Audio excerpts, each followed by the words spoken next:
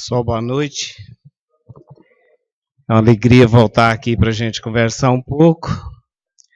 Nosso tema de hoje não é tão assim engraçado, né? É um tema mais tenso, que é o suicídio e a loucura,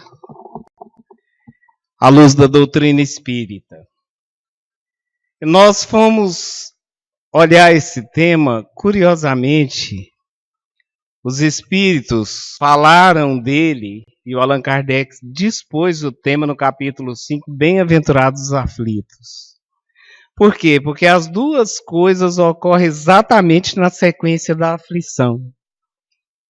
Enquanto a vida está tranquila, está boa, a gente está feliz, está alegre pelo menos, ninguém pensa em morrer. E ninguém desenvolve uma doença mental. Então, o que os espíritos nos explicam? Que a doença mental, né, no caso a loucura, como era chamada assim, naquela época, hoje a gente prefere esse outro tema, a doença mental, ela acontece quando a pessoa olha para frente e não vê saída.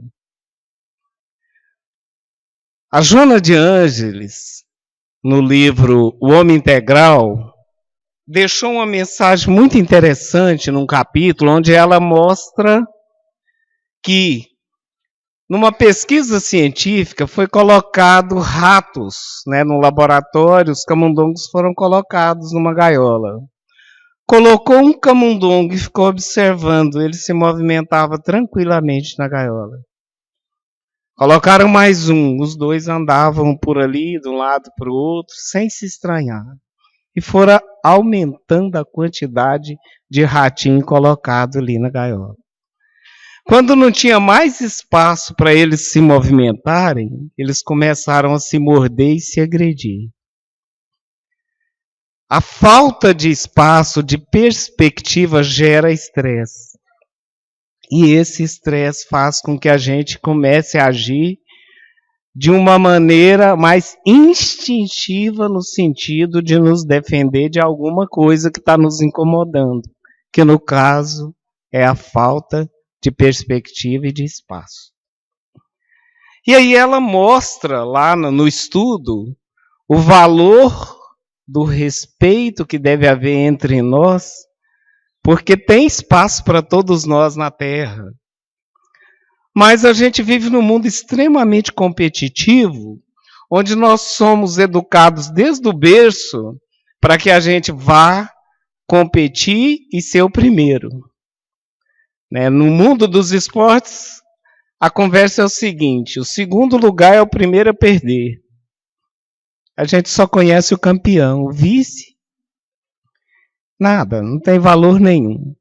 Né? Então, nessa perspectiva de vida, e que nós vivemos tão orientados dentro dela, é natural que a gente aprenda a usar uma ferramenta mais do que as outras. Que ferramenta é essa? O pensamento. Então, para ganhar, nós precisamos o quê? Desenvolver estratégias. Nós precisamos achar uma forma de superar os obstáculos e as pessoas. Se a gente parar para pensar na nossa vida de criança, a gente vai para a escola e pensa assim: nossa, que bacana, né? Eu vou entrar aqui no pré, vou chamar assim, o jardim 1, 2. Mas bacana mesmo parece ser a turminha que está lá no primeiro ano, no segundo, no terceiro e no quarto. Então, no primeiro dia é sempre bom o local que a gente está. Depois a gente começa a achar que bom é o outro local. Mas quando a gente está lá na quarta série, legal é a sexta, é a oitava. Né? É o primeiro ano do segundo grau. E quando a gente está lá no segundo grau, o que é legal mesmo, gente? Faculdade. Aí quando a gente entra na faculdade, o começo é muito bom. Já pensou? Fiquei livre daquela meninada. E a gente se sente muito adulto. Mas aí, legal mesmo é a turma que está formando. E a turma que está formando já está pensando que legal é o cara que faz o estágio. E o cara que faz o estágio acha que bacana, é o dia que a carteira é assinada. E o dia que a carteira é assinada, a gente está começando. E o dia que a gente está começando, a gente pensa, legal, vai ser o dia que eu for o chefe. E aí a gente vai nessa loucura. E quando você é o chefe, depois de tantos anos, você percebe, bacana, é o dia que eu aposentar. Ou seja, que dia que vai ser bacana? Aí a perspectiva diminui. Por quê? Porque nós jogamos tudo para o futuro e nunca para agora. Que hora que é a melhor? É agora. Então, se você está na quinta série, fique lá. Curta a quinta série. Se você é estagiário, maravilha. Se você já é o chefe, fantástico. Se você já aposentou, você vai descobrir que não está fantástico assim nada. Que o que conversaram a respeito dessa carreira, você vai perceber que a vida só vale a pena se ela tiver emoções. Se você encontrar uma pessoa legal no seu dia, um amigo, um irmão, né? A vida vale a pena por outras razões, não só pelo dinheiro que se ganha. É claro que sem ele é complicado. Mas se fosse assim, quem tem muito dinheiro não teria tristeza, depressão, não suicidaria. Né? E a Suíça é um país que guarda o dinheiro do mundo e era o maior índice de suicídio. Por quê? Por falta de perspectiva. O cara cresce, visita o mundo inteiro, vai onde quer, compra o que quer, e de repente ele percebe que está vazio, está faltando alguma coisa. Ele não precisa de ninguém, ninguém precisa dele. Então esse sentido de ser útil para a vida também dá perspectiva. As pessoas que são carentes de grana, esses bairros extremamente pobres, as pessoas não se matam, elas matam os outros, mas acabar com a própria vida, não. Ela tem perspectiva, eu quero ganhar mais, eu quero melhorar, eu quero sair daqui, eu quero morar em tal lugar, e isso deixa a pessoa cheia de energia. Então essa energia é chamada por Aristóteles de alegria. O que é alegria? É uma passagem para um estágio mais potente do ser. Nós nos tornamos mais potentes para a vida. O que é a tristeza? É a passagem para um estado de menor potência. E à medida que nós vamos passando, se a gente não consegue realizar aquilo que a gente deseja, as nossas perspectivas são pequenas, a gente vai ficando cada dia mais triste. E não é por causa, então, das coisas materiais, é pela falta de afeto, de amor, de entendimento, de compreensão. Uma série de outros valores que vai ficando difícil, né, gente? Se a gente ficar focado na matéria. Então, os espíritos explicam que quando a gente está numa dificuldade, que a gente não enxerga a solução dia após dia, isso pode levar a uma doença mental. E a doença mental, muitas vezes, vem para nós no início com um baixo astral, que depois pode gerar uma depressão. O que é a depressão? É a tristeza mais permanente, mais profunda. A perda de energia da alegria e vai para a tristeza. Chega um dia que a pessoa não quer levantar. A gente mesmo, quando a gente é pego de surpresa pela vida, com os problemas do dia a dia, a gente fala, a primeira coisa que a gente fala é: eu não acredito que está acontecendo comigo. Ou seja, eu não aceito. Não é possível, comigo não. Mas por que comigo não? Acontece com todo mundo, acontece comigo também. E aí o que eu vou fazer? Buscar recursos, informações, ajuda espiritual, tratamento? O que eu vou fazer para resolver? Eu preciso voltar para um estado mais potente e não um estado mais depressivo. Os espíritos chamam isso de energia vital. A energia vital, ela sobe na medida que tem movimento. Se a gente começasse a andar dentro da sala aqui, batendo os pés, no instantinho teria calor, movimento, o sono vai embora, energia vital. E aí tem mais alegria. Mas tudo tem uma curva de saturação. Se a gente começar a fazer isso o tempo todo, chega uma hora que a gente cansa e cadê a alegria? E vem um vazio. É isso que acontece depois do carnaval, depois da balada. A pessoa vai lá, dança, tem muita energia, ela se conecta com aquilo e depois de um certo tempo chega lá no ponto de saturação e desce.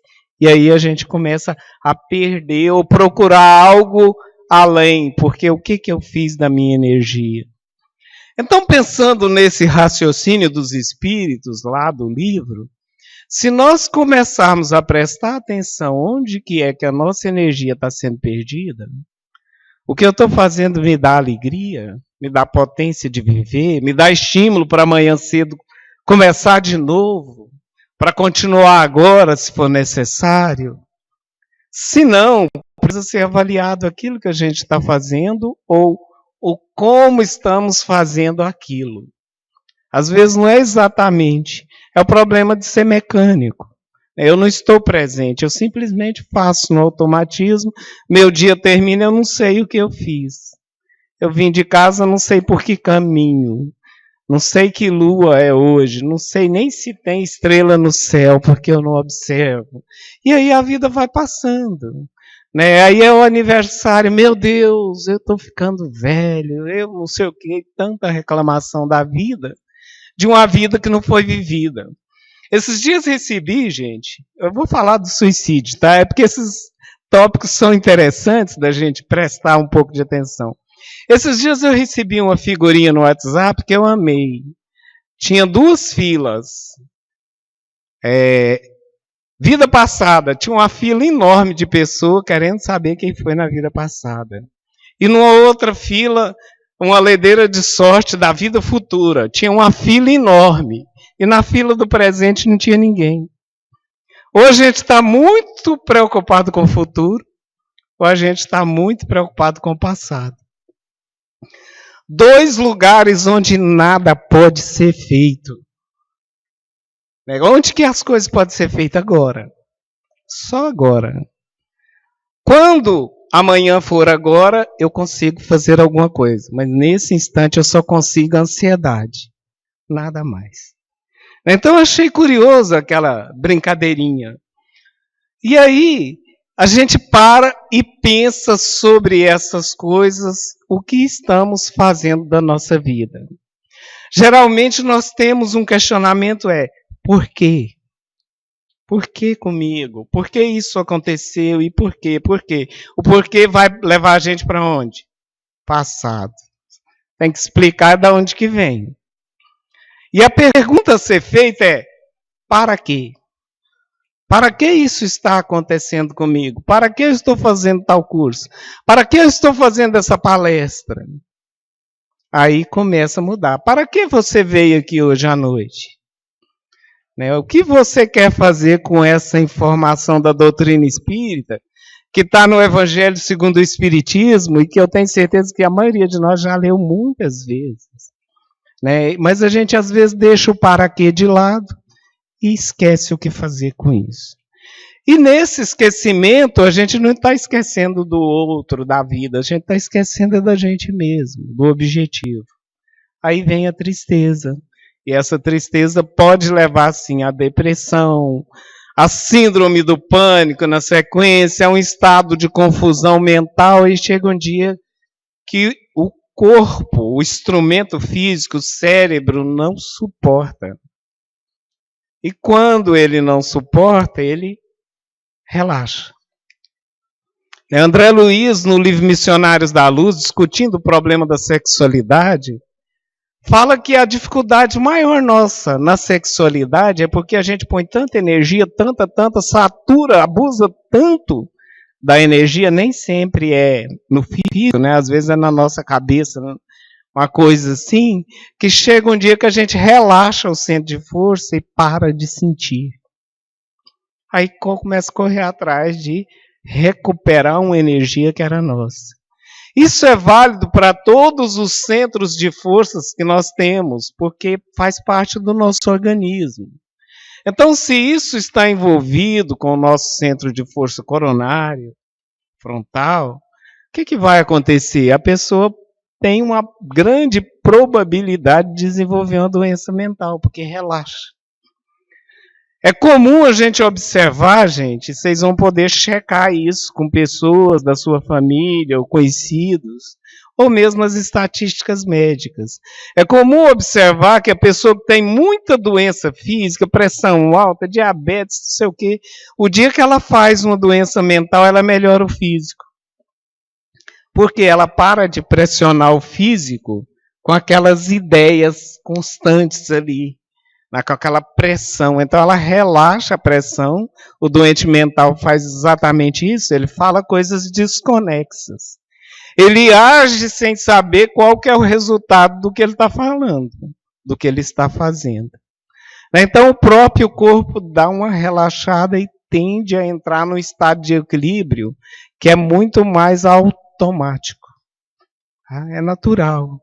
A gente sabe, por exemplo, por pesquisa, que se tirar uma célula da nossa pele, que geralmente é quadradinha, e uma célula do músculo, que é a mais alongada, e colocar numa substância onde ela possa ter nutrição, todas voltam a ficar na forma de uma ameba. Tá? Por que isso acontece? Porque existe uma estrutura mental da própria célula. Então nós vivemos num corpo físico fantástico, que a gente entende tão pouco dele, a gente faz tão pouco caso. A gente faz a revisão do carro na quilometragem certinha, a revisão do corpo é o dia que pifa. Eu tenho que ir ao médico, ainda vai reclamando. A gente gasta feliz 10 mil numa viagem de uma semana e paga triste uma consulta de R$400. E o nosso corpo é o lugar que a gente mora. Então, meus amigos, pensando desse jeito, a gente sabe que se a gente adoece, ou se a gente tem uma perspectiva de vida muito materialista, o que a gente quer fazer na hora que o sofrimento chega e aperta muito? A gente tenta fugir. O que é que a gente acha que é caminho de fuga, assim, infalível? A morte. Se eu morrer, acabou. Não é isso que a gente fala? Morreu, acabou. Então, se eu morrer, eu vou pensar, acabou o meu problema. Acabou a minha dor.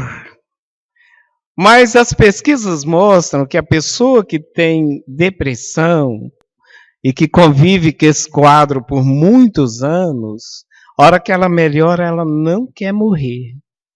Na verdade, ela quer matar a dor, o desconforto que está dentro dela, e não matar o próprio corpo. Aí ela tem um pico, às vezes, de sair, né?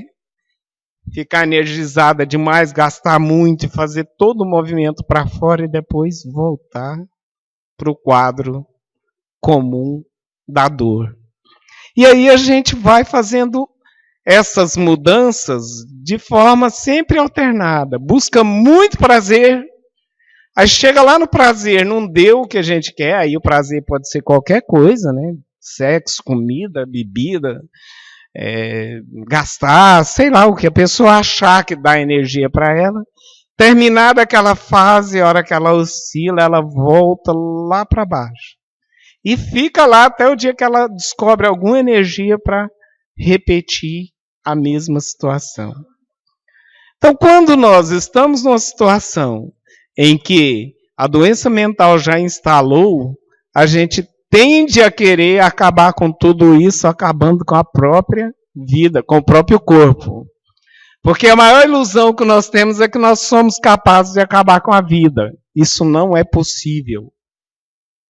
Tá? Tem uma mensagem do André Luiz que ele fala assim, tudo passa.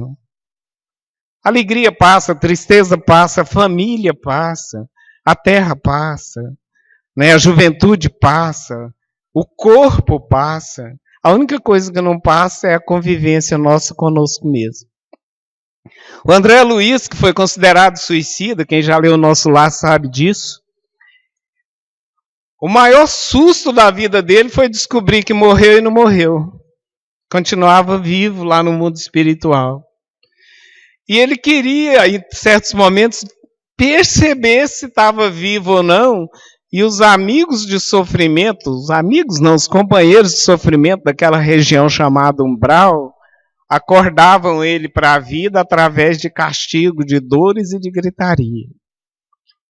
Quando a coisa está muito silenciosa e a gente está meio assim perturbado, e não, vocês não reparam não, porque todo mundo fica um pouco. Tá? É normal a gente ter uns 10% assim de tempo, ou seja, 3 dias no mês a gente fica meio perturbadinho mesmo. Todo mundo oscila. O André Luiz chega a falar no livro No Mundo Maior que todo mundo, em alguns momentos, chega a ser, ele usa a expressão loucos temporários. Não tem aquela pessoa que entra no carro e pronto, surta? Fica doido, briga com qualquer um, xinga, é corajoso, faz coisa horrorosa, desceu do carro, volta normal. Aí cada um de nós é por um motivo ou por outro, mais ou menos assim, um pouquinho perturbado. E quando a gente vai na nossa perturbação, vivendo e provocando o próximo, e sendo provocado por ele, chega um dia que a gente olha e fala assim, peraí, deixa eu me beliscar para eu ver se eu existo. Vocês já fizeram isso? A maioria já fez, tá, gente? Se vocês não levantar a mão, eu vou reparar de jeito nenhum. Mas é assim, tem dia que a gente fala, será que eu existo mesmo? Aí olha no espelho, a mente está assim, tentando responder se existe ou não. E aí a gente pensa, bom, se eu existo, eu sou o quê? Esse corpo vai embora. Eu sou a alma, mas o que é a alma? Tem algumas respostas fantásticas. Uma delas é assim, a alma é aquilo que pergunta se a alma existe. Se você está perguntando se a alma existe, beleza, você já é a alma. Se você chega um dia e pergunta assim, será que eu estou maluco? Você está ótimo. O maluco nunca pergunta. Quando a gente está mal, gente, a gente acha que o mundo está errado. Onde eu vou, só encontro gente errada. Não sei por que todo mundo me persegue. Aí você fica veaco.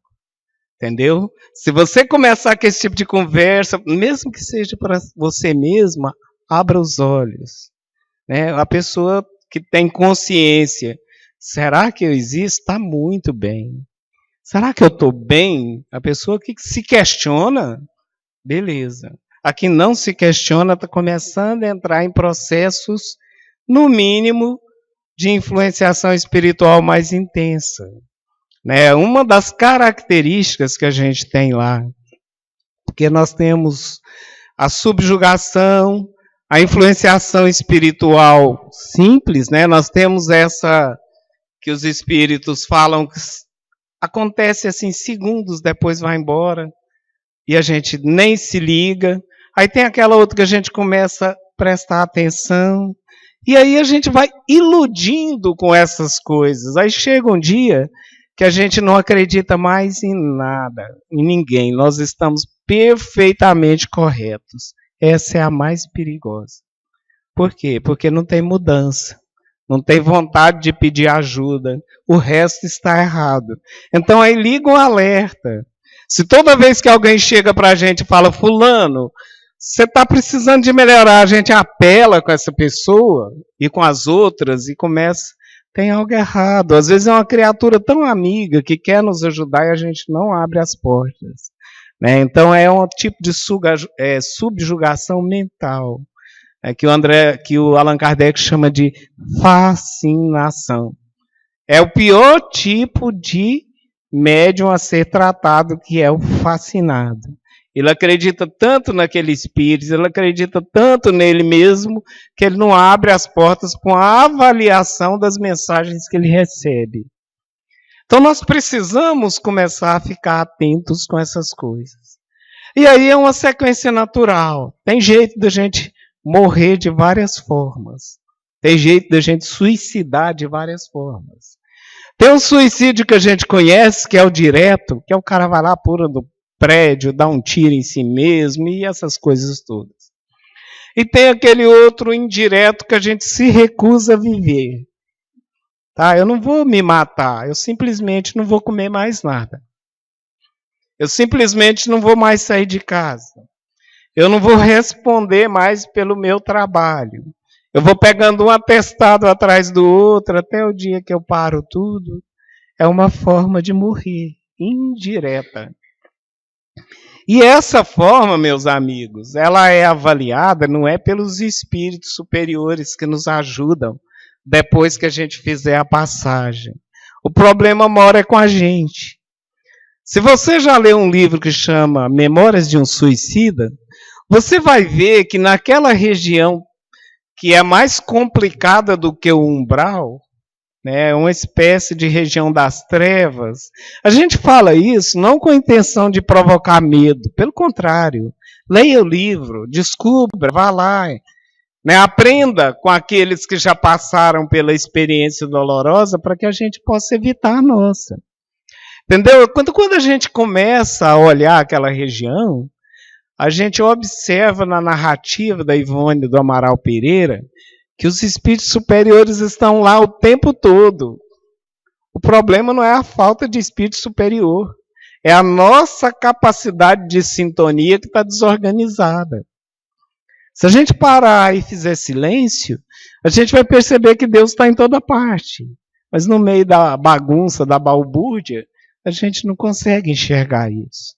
Então o problema da morte através do suicídio, direto ou indireto, não é dos espíritos, não é que Deus abandona as criaturas, não é que ninguém vai nos receber. É que a nossa desorganização é tão grande que a gente não enxerga a ajuda que nos é oferecida.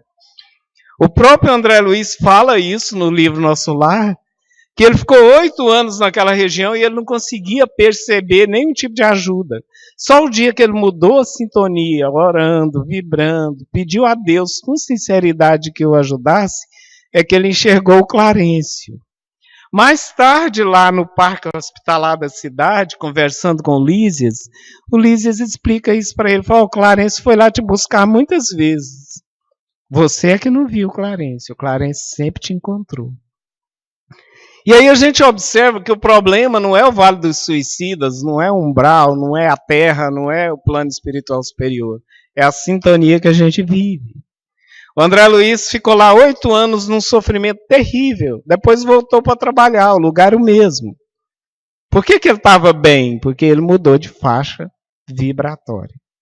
Agora, qual que é a nossa tarefa? Tentar mudar a nossa faixa vibratória por agora, antes que as coisas compliquem. Essa é a nossa tarefa. E está lá no Evangelho, orai e vigiai. Se a gente acha que não acontece conosco, santa ilusão. Acontece com qualquer um. No livro Semeador de Estrelas, a Sueli Caldas Schubert narra a história do Divaldo Pereira Franco, perseguido por um espírito. Eu vou resumir a história porque o nosso tempo está curtinho.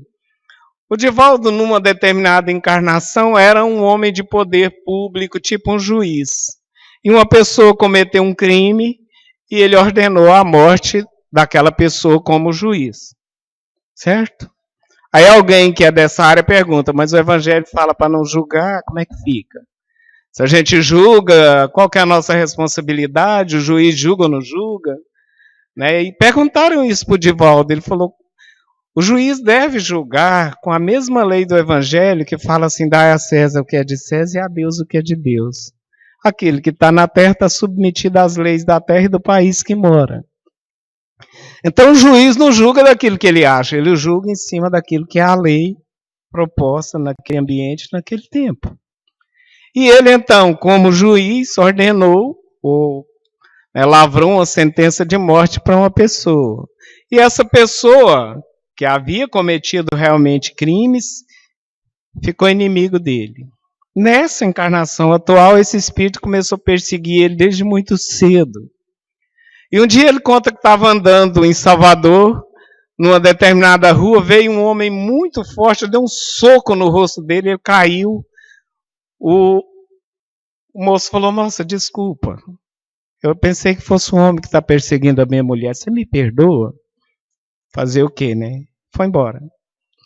No outro dia, ele foi recebido numa casa, numa determinada cidade, para fazer uma palestra. E ao conversar com a dona da casa, que o receberam muito bem, ela falou para ele assim, você sabe a fulana, nossa amiga? Ela está fazendo isso e isso, e começou a malhar a colega. E aí ele disse que por não gostar muito de dar vazão a esse tipo de coisa, falou, não, mas ela tem tal qualidade, ela faz isso, ela faz aquilo. E a mulher foi tomada de raiva, mudou de cor, pegou na gola, né, no colarinho dele, foi empurrando ele, ficou assustado até chegar na janela e empurrar ele lá embaixo. Aí ele pulou e fez uma prece depois e tinha que fazer uma palestra sobre paz. E foi fazer uma palestra falando de paz com a guerra no coração com a dona da casa. Mais tarde, uma série de outras coisas foram acontecendo, vocês podem ler lá no livro Semeador de Estrelas. E um dia ele vai a Uberaba, na reunião mediúnica com o Chico. O espírito se manifesta e fala para ele, você lembra daquele dia do soco lá? Você lembra disso? Você lembra daquilo? E foi falando as coisas para ele que aconteceu muito sério. E falou, pois é, era eu. Eu estou te esperando para te encontrar no mundo espiritual, mas você não vai vir de qualquer jeito, não. Você vai vir através do suicídio. Que é para você estar na mesma faixa vibratória que eu estou para a gente se acertar. Ele deu o nome para esse espírito que o perseguiu muitas vezes de máscara de ferro. A face era tão cheia de dor, de ódio, que ele colocou esse apelido no máscara de ferro. E esse espírito, depois de um certo tempo, perseguiu o Divaldo, segundo ele, durante 30 anos. E aparecia assim, ele ia tomar banho, o espírito aparecia. Qualquer lugar que ele estava, ele falava, só para te lembrar que eu estou aqui. Atazanando a vida dele. Aí ele passou, também narra lá, por um período em que ele foi questionado na mediunidade. A comunidade espírita falou, esses livros não são da Joana de Ângeles, não, são seus. Você que escreve da sua cabeça. E ele foi ficando magoado com aquilo, foi ficando triste. Aí recebeu 1000 cartas de dirigentes espíritas do Brasil, que ele guardou as cartas, falando que ele estava obsidiado, que era para ele prestar atenção. Ele foi se sentindo sozinho. Um dia, ele pensou nisso, gente, eu tenho que morrer. A ideia do suicídio começou a ganhar força na mente dele. E aí, o dia que ele falou assim, não, hoje eu vou morrer, apareceu um espírito e falou, não morre. Não por você, mas por nós, os suicidas que você orou. Eu sou um deles. Aí lembrou para ele, Divaldo, um episódio. Um cara morreu atropelado, ele pulou num trilho e o trem passou em cima e esfacelou. E ele viu aquilo no jornal, ficou com tanta piedade, que ele pôs no caderninho dele e fazia oração para esse espírito. Anos após anos, ele disse que orou pelo espírito uns 10 anos, aí falou, vou substituir, se ele não melhorou, paciência, deixa eu pegar outro. E foi substituindo a lista dele lá, até que nesse dia ele estava num momento delicado. Cadê a Joana de Ângeles? Silêncio total dos amigos espirituais, porque a prova é nossa, gente. É individual, é solitária, é a porta estreita. Então, quem veio socorrer foi um suicida que ele havia ajudado um determinado dia. E aí conversou com ele, trouxe algum consolo, ele conseguiu sair daquele quadro e continuar o trabalho que ele está fazendo até hoje. Então, se nós achamos que nós que estamos estudando, conhecemos a doutrina espírita, estamos livres de ter uma doença mental ou de suicidar, ou pelo menos de ser tentado ao extremo, é melhor a gente ter mais vigilância e oração. Qualquer um pode. Tá? E aí vale o cuidado. Se a gente não tomar banho mais, a gente adoece. Se a gente não orar mais, a gente pode entrar em faixa de sintonias negativas. Se a gente não praticar o bem, naturalmente a gente está fazendo o mal. Então eu queria encerrar convidando cada um de nós, né, cada um de vocês que está aqui, a parar e refletir sobre a vida, a delicadeza dela. A gente enxerga tão pouco, tão pouco. No máximo que a gente vê é a nossa família, a nossa cidade, mas assim, a nossa visão é tão pobre, gente, a visão física, que a gente olha uma lista telefônica, vai passando assim, ou com uma lista qualquer, a gente, para parar e enxergar um nome, tem que parar mesmo para focar. É tudo desfocado. A gente vai mais ou menos. Enxergar nós mesmos, a gente conhece quase nada dos nossos sentimentos. Né? A gente acha que a gente é muito equilibrado, alguém pisa no nosso pé ou no nosso calo, e em casa o pessoal conhece onde está o calo, né? Já pisa certinho. E a gente sai dessa tranquilidade que a gente está aqui para aquele outro estado de desequilíbrio que beira a loucura. Né? Às vezes a pessoa começa a repetir, nossa, mas eu estou tão mal. Nossa, mas eu estou tão mal. Chega uma hora que está muito mal. Nossa, eu vou te matar. Nossa, eu vou te matar. E vai repetindo. Uma hora pega um negócio e tenta agredir alguém porque já foi impregnando de tanto falar que vai fazer algo muito grave. Então, que nós possamos vigiar, que nós possamos ter cuidado, viver com coragem, com alegria, descobrir o que nos faz passar de um estado menos potente para um mais potente de vida.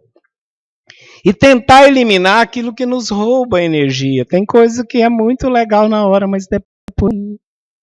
Tá? Exemplo, às vezes você tem o hábito de, sei lá, fazer um churrasco todo fim de semana e beber até desmaiar. É maravilhoso, só que depois você acorda, a vida continua. Analisa, não vai pelo que eu estou falando. Olha, vê como é que você se sente. Vê como é que você se sente depois de brigar com alguém. E ver a diferença da hora que você tem paciência e é capaz de conversar. Analisa a si próprio e vai selecionando aquilo que pode fazer melhor. E aí, encerrando, eu queria deixar uma frase que eu adoro, um verbo, não é nem uma frase. Recomeçar. Não interessa o tanto que a gente já tem errado, caído, pensado em morrer, pensado em matar, não interessa nada disso.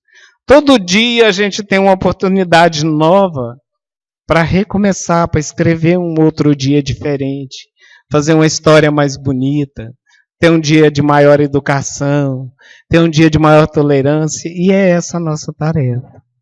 Né? Porque a vida é fluxo, a gente inspira até quase o pulmão estourar, chega uma hora que não tem como inspirar mais, expira. Mas aí a gente colapsa, né? E precisa de ar. A vida é fluxo. Então tem dia triste, dia alegre, dia quente, dia frio, dia de todo jeito. Mas o nosso dia interior depende daquilo que nós quisermos fazer dele. Então que Jesus nos abençoe, nos ilumine, nos permita recomeçar mais uma vez e que nós tenhamos a coragem de ajudar as pessoas que vivem conosco a recomeçar a vida, a recomeçar o momento, a recomeçar a alegria, a recomeçar qualquer coisa que transforme em um estado mais potente de alegria e de vida. Muito obrigado, boa noite a todos.